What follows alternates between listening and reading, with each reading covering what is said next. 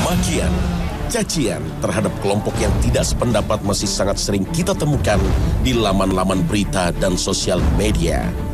Bahkan tidak jarang menjadi pertikaian. Label sesat, kafir, bid'ah seakan menjadi barang gratisan yang bisa diobral siapa saja. Konflik antar suku, antar kampung, antar pendukung ormas, tawuran antar pelajar kerap mewarnai pemberitaan media massa. Kerugian materi tidak terhitung lagi, bahkan korban jiwa kerap berjatuhan. Dan ironisnya, ini terjadi antara sesama muslim. Seringkali penyebabnya adalah hal-hal sepele.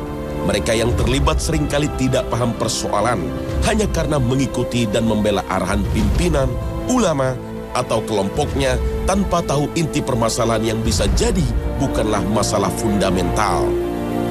Loyalitas bergeser menjadi loyalitas ormas, partai, kelompok, dan suku. Taklid buta, fanatisme sempit telah mengorbankan nilai kebenaran dan persatuan. Taklid bisa jadi penting pada satu sisi, tapi mengetahui kebenaran di sisi Allah dan Rasul-Nya haruslah menjadi yang utama.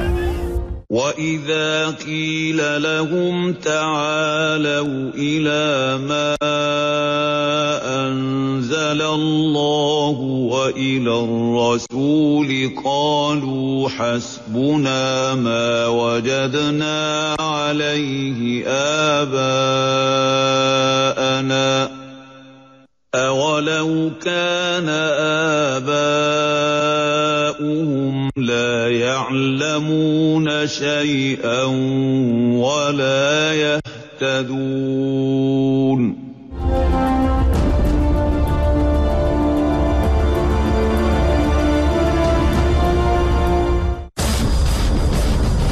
Assalamualaikum warahmatullahi wabarakatuh. Selamat pagi pemirsa Trans 7. Khazanah Ensiklopedia Islam Dunia pagi ini kembali hadir ke hadapan Anda untuk berbagi pengetahuan dan saling menasehati dalam kebajikan. Taklid berasal dari bahasa Arab qalada yang artinya menggantungkan sesuatu di leher.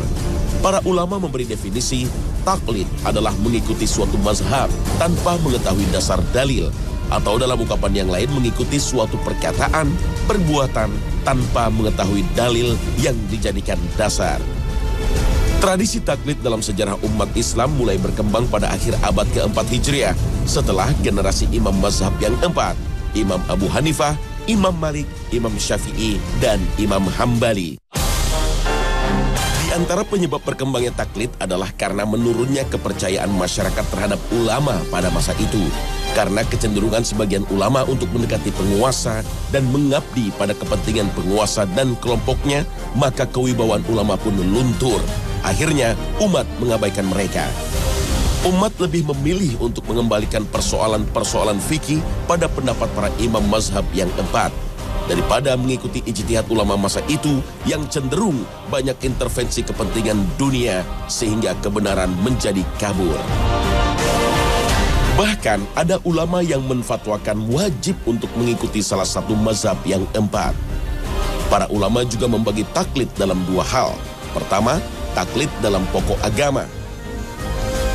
Urusan pokok agama seperti yang berkaitan dengan ma'rifatullah atau pengetahuan tentang Allah, prinsip-prinsip akidah, adalah hal ini tidak boleh mengikuti taklid. Karena pengetahuan terhadap Allah harus datang dari hati dan keyakinan. Keyakinan terhadap prinsip-prinsip akidah tidak boleh bersandar kepada individu lain. Artinya, tidak boleh sekedar ikut-ikutan. Hal-hal ini bersifat sangat mendasar. Mengenal dan mengetahui agama Islam sejatinya tidaklah sulit bagi siapapun. Kedua, taklid dalam masalah-masalah fikih dan cabang. Taklid dalam masalah ini tetap tidak diperbolehkan. Taklid seakan-akan menjadikan orang yang diikuti pemberi syariat baru. Orang yang taklid buta terhadap seorang imam atau tokoh akan rentan menyimpang dan tersesatkan. Karena tidak ada manusia yang dijamin kebenaran perkataan dan perbuatannya 100% kecuali Rasulullah Shallallahu Alaihi Wasallam. Dan mereka berkata, "Ya Tuhan kami, sesungguhnya kami telah mentaati pemimpin-pemimpin dan pembesar-pembesar kami, lalu mereka menyesatkan kami dari jalan yang benar." Al-Quran Surah Al-Ahzab ayat 31. Berbeda dengan taklid, ittiba adalah mengikuti dengan dasar atau dalil yang benar, sehingga orang yang ittiba paham betul kalau yang dia ikuti ada dasar atau dalil yang benar. Yang diikuti adalah hukum yang Allah tetapkan, bukan hawa nafsu orang yang diikuti. Ikutilah apa yang diturunkan kepadamu dari Tuhanmu, dan janganlah kamu mengikuti pemimpin-pemimpin selainnya. Amat sedikitlah kamu mengambil pelajaran. Al-Quran Surah Al-A'raf ayat 3. Bermahzab atau mengikuti pendapat seorang imam tidak serta-merta disebut taklid. Jika mengikutinya dengan ilmu, maka ini adalah ittiba. Jika tanpa ilmu, maka taklid. Walaupun sama-sama mengikuti, jelas ada perbedaan mendasar antara taklid dan ittiba. Taklid dilarang, ittiba dianjurkan. Karena taklid itu buta, sementara ittiba itu melihat.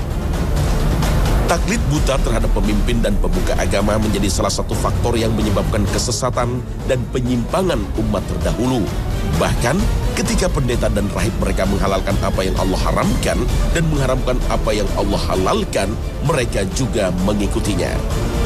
Para imam mazhab fikih yang tepat dalam berbagai kesempatan juga menyampaikan untuk tidak mengikuti semua yang mereka katakan.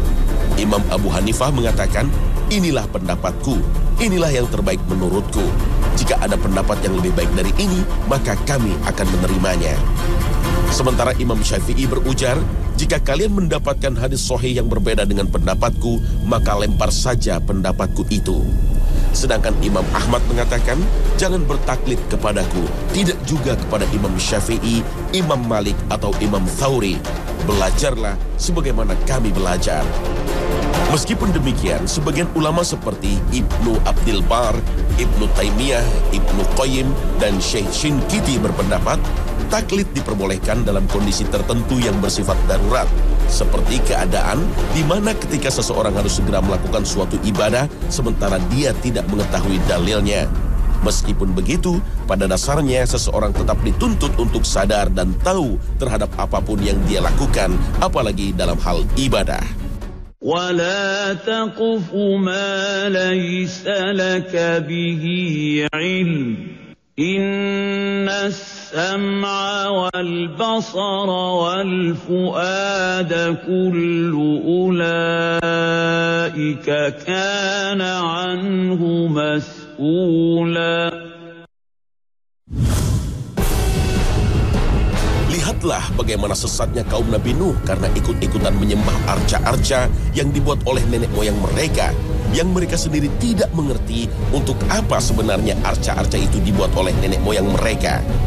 وَقَالُوا لَا تَذَرُنَّ آلِهَتَكُمْ وَلَا تَذَرُنَّ وَدًّا وَلَا سُوَاعًا وَلَا يَغُوثَ وَيَعُوقَ وَنَسْرًا.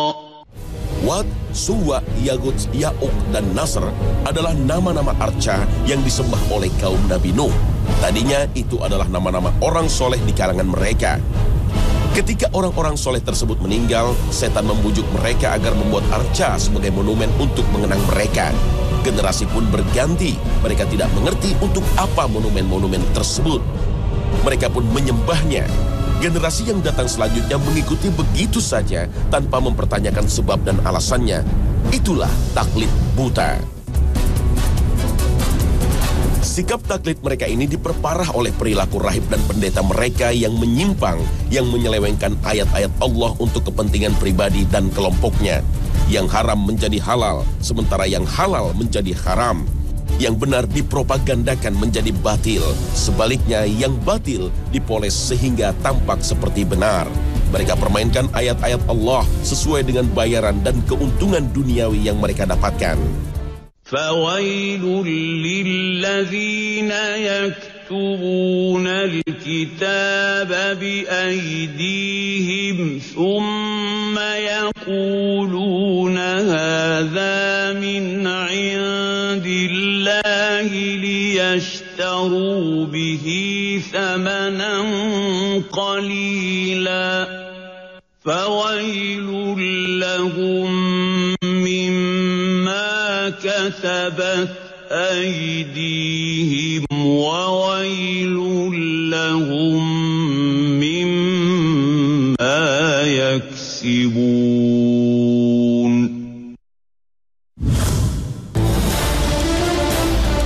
Taklid buta sangat menjerumuskan.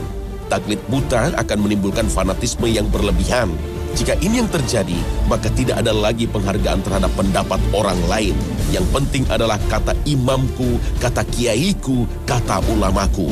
Yang benar adalah mazhabku, kelompokku, dan partaiku. Tak peduli lagi salah atau benar. Tidak jarang hal seperti ini menimbulkan gesekan dan konflik dengan pihak lain. Dan tidak jarang berakhir dengan kerugian materi, bahkan nyawa. Jika sudah seperti ini, maka yang terjadi adalah perpecahan. Perbedaan tidak lagi membawa rahmat, tapi membawa laknat. Dan janganlah kamu menyerupai orang-orang yang bercerai-berai dan berselisih sesudah datang keterangan yang jelas kepada mereka. Mereka itulah orang-orang yang mendapat siksa yang berat. Al-Quran, Surah Ali Imran ayat 105. Taklid buta akan menyuburkan kecenderungan untuk pasrah. Ijtihad yang merupakan upaya sungguh-sungguh untuk mengambil kesimpulan hukum dari dalil-dalil yang ada akan menjadi lesu. Produktivitas intelektual turun, kreativitas mati suri, inovasi terhambat, umat menjadi tidak kritis. Jika ini yang menimpa mayoritas umat Islam, maka dalam bidang apapun akan selalu ketinggalan. Hanya membebek orang yang dianggap lebih superior. Umat yang seperti ini akan menggoda penguasa ataupun pemuka agama untuk melakukan penyimpangan. Membolehkan begitu saja taklid buta sama saja dengan melanggengkan inferioritas, rendah diri, tidak percaya dengan kemampuan sendiri. Jika ini yang terjadi pada pribadi umat dan bangsa, maka umat dan bangsa ini tidak pernah jadi pemain, tidak akan jadi penentu, hanya akan jadi mainan, hanya menjadi buih di lautan. Akan datang suatu masa di mana bangsa-bangsa lain akan memperebutkan kalian, seperti orang makan yang berebut di hidangannya. Kemudian ada yang bertanya, apakah jumlah kami sedikit waktu itu, wahai Rasulullah? Beliau menjawab, tidak, bahkan jumlah kalian banyak, hanya saja seperti buih di lautan. Kewibawaan kalian juga akan luntur di hadapan lawan-lawan kalian. Hadis riwayat Abu Daud. Pelaku taklid buta juga akan cenderung mengkultuskan atau menganggap suci orang yang diikuti, dan akan memperlakukan dan memuji secara berlebihan, menganggap suci apapun yang berhubungan dengan orang tersebut. Padahal Rasulullah SAW yang merupakan manusia terpilih melarang untuk memuji diri beliau secara berlebihan. Rasulullah bersabda, janganlah kalian berlebihan dalam memujiku seperti yang dilakukan terhadap Isa bin Maryam. Aku hanyalah seorang hamba Allah, maka ucapkanlah hamba Allah dan Rasulnya. Hadis riwayat Bukhari. Pujian berlebihan bisa dalam bentuk memuji dengan sifat-sifat yang hanya berhak untuk Allah, atau memuji dengan hal-hal yang mengada-ada dan bohong.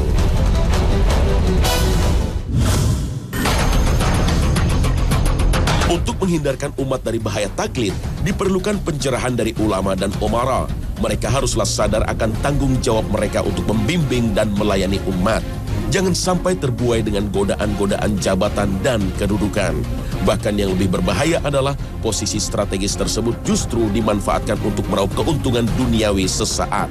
Umat dan rakyat dibiarkan bodoh atau bahkan sengaja dibuat bodoh. Kritik dan saran dibungkam, dianggap melecehkan. Nasihat dianggap merongrong kekuasaan. يوم تقلب وجوههم في النار يقولون يا ليتنا أطعنا الله وأطعنا الرسولا وقالوا ربنا إنا أطعنا سادتنا وكبراءنا فأضلونا السبيلا. Islam sangat memperhatikan persatuan. Banyak sekali amal ibadah yang hanya dapat dilaksanakan secara berjamaah. Akan tetapi tanggung jawab di hadapan Allah tetap kembali kepada individu. Orang yang melakukan kesalahan dengan alasan mengikuti pemimpin yang salah tidak dapat menjadi pembelaan diri di hadapan Allah Subhanahu wa Ta'ala. Agar terhindar dari taklid buta dibutuhkan umat yang kritis, sehingga apa yang menimpa kaum Fir'aun tidak terjadi pada umat ini. Maka Fir'aun mempengaruhi kaumnya, lalu mereka patuh kepadanya, karena sesungguhnya mereka adalah kaum yang fasik. Al-Quran, Surah Az-Zukhruf ayat 54. Bukan Fir'aun saja yang dipersalahkan, kaumnya juga disebut Allah dengan sebutan fasik, karena mereka taklid buta terhadap argumentasi Fir'aun. Maka umat yang tidak kritis, yang tidak mendayagunakan akal pemberian Allah, akan cenderung tidak kritis juga terhadap argumentasi penguasa zalim, yang selalu mencari pembenaran untuk kezalimannya, mengikuti ulama-ulama yang takut menyuarakan kebenaran, ulama yang menjual ayat-ayat Allah. Na'udzubillah. Allah telah meluaskan loyalitas dan identitas manusia, yaitu Islam. Tidak ada lagi sekat suku bangsa, bahasa, ras, apalagi sekat mazhab, partai, dan kelompok. Sahabat Nabi juga terdiri dari berbagai suku bangsa. Ada Suhaib dari Romawi, Salman dari Persia, Bilal dari Ethiopia. Mereka semua bersatu dalam satu identitas, yaitu Islam.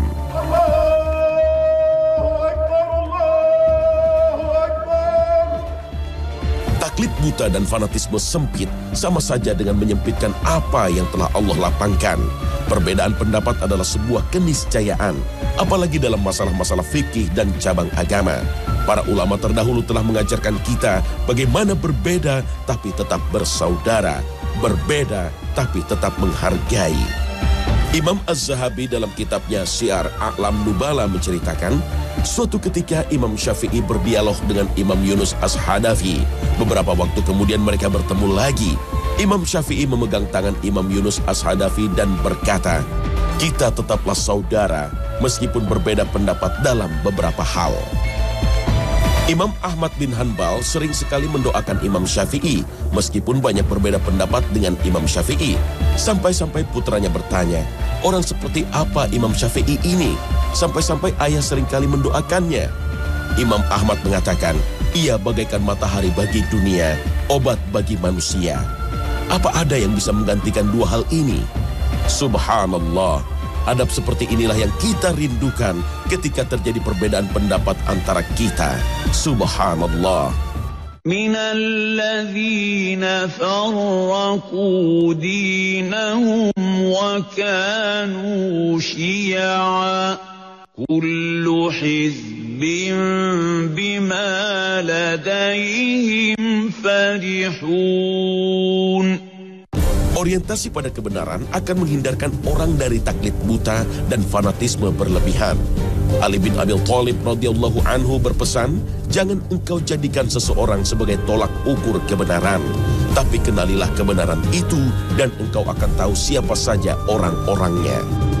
Dengan berorientasi pada kebenaran, orang akan lebih lapang dada menerima pendapat orang lain, akan menjaga adab dalam dialog dan perdebatan. Dialog dan debat adalah sarana menguji argumentasi. Yang dikritik adalah dalil, bukan pribadi, bukan bentuk fisik, atau hal-hal lain yang tidak berhubungan dengan pokok masalah.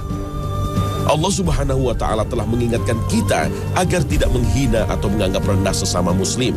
Dalam firman-Nya, Ya ayyuhalladzina amanu la yaskhar qawmun min qawmin asa an yakunu khayran minhum wala nisa'un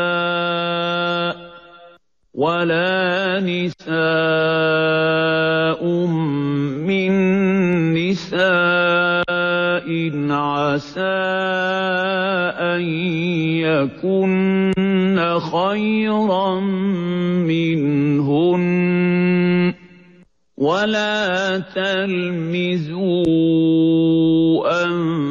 anfusakum wala tanabazu bil alqab bi'sal ismul fusuq ba'dal iman وَمَنْ لَمْ يَتُبْ فَأُولَئِكَ هُمُ الظَّالِمُونَ. Perdebatan atau dialog ditujukan untuk mencari kebenaran, bukan untuk menyakiti apalagi menjatuhkan. Meskipun berbeda, namun tidak mengurangi penghormatan dan penghargaan terhadap orang lain yang berbeda pendapat. Begitulah seharusnya yang terjadi di negeri kita tercinta, Indonesia. Karena itulah ajaran paling manis yang diberikan agama kita, agama Islam. Konflik tak berujung yang terjadi di dunia Arab menjadi pelajaran berharga bagi kita akan mahalnya harga yang harus dibayar oleh taklid buta dan fanatisme berlebihan.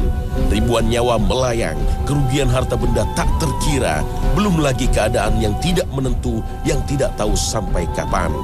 Konflik antar suku sesama anak bangsa Indonesia diantaranya juga merupakan buah dari fanatisme yang buta. Tentu kita tidak ingin lagi mengulang sejarah kelam tersebut. Bentrok antar ormas, perkelahian antar kampung, bahkan tawuran antar pelajar merupakan buah dari pola pikir dan bertindak yang latah dan ikut-ikutan. Sesungguhnya, orang-orang yang memecah belah agamanya dan mereka menjadi bergolongan, tidak ada sedikit pun tanggung jawabmu kepada mereka. Sesungguhnya urusan mereka hanyalah terserah kepada Allah.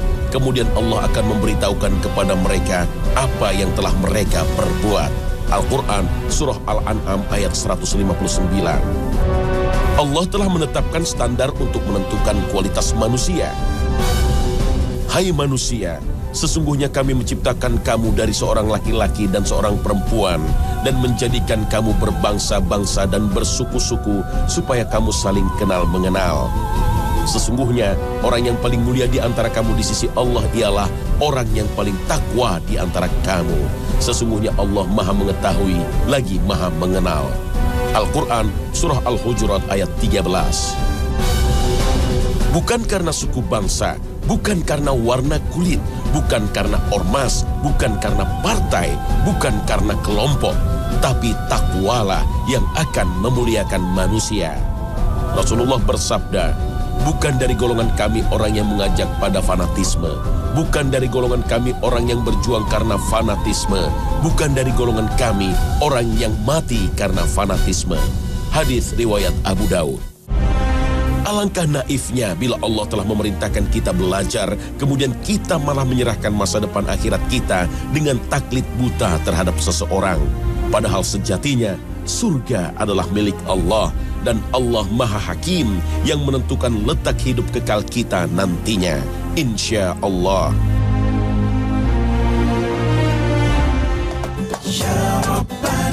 Pemirsa Khazanah, semoga episode taklid menjadi pengingat bagi kita untuk senantiasa belajar dan mencari kebenaran.